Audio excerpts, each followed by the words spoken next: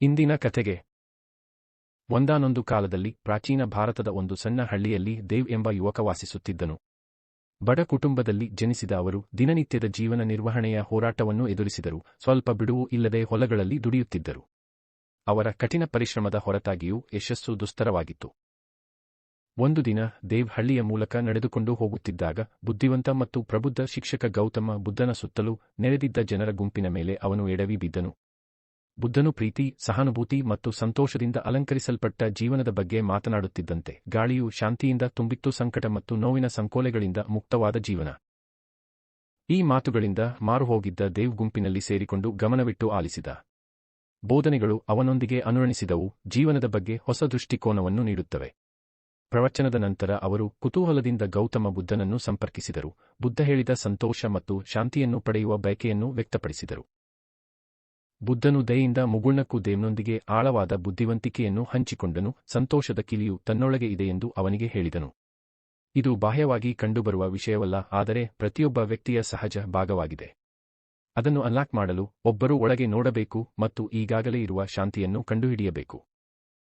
ಜ್ಞಾನ ಮತ್ತು ಆಂತರಿಕ ಶಾಂತಿಗಾಗಿ ಹಸಿದ ದೇವ್ ಗೌತಮ ಬುದ್ಧನ ಸಹವಾಸದಲ್ಲಿ ವಾರಗಳ ಕಾಲ ಕಳೆದರು.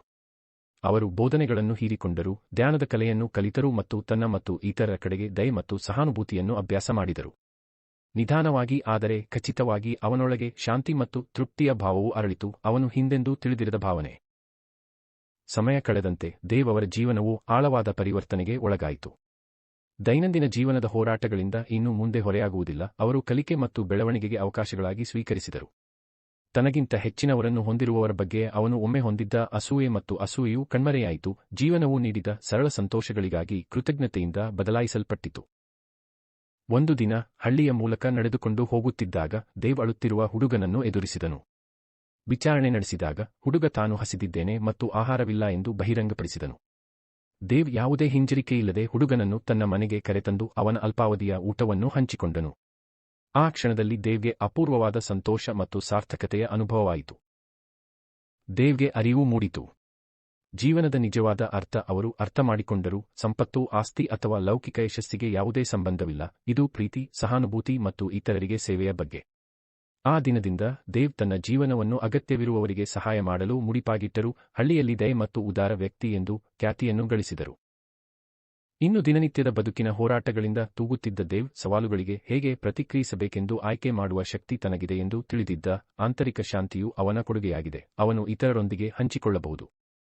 ದೇವ್ ಮತ್ತು ಗೌತಮ ಬುದ್ಧನ ಕಥೆಯು ಭೂಮಿಯಾದ್ಯಂತ ಪ್ರತಿಧ್ವನಿಸಿತು, ಬುದ್ಧಿವಂತ ಶಿಕ್ಷಕರಿಂದ ಕಲಿಯಲು ಮತ್ತು ದೇವ್ ಅವರ ಉದಾಹರಣೆಯಿಂದ ಪ್ರೇರಿತರಾಗಲು ದೂರದ ಮತ್ತು ದೂರದ ಜನರನ್ನು ಆಕರ್ಷಿಸಿತು.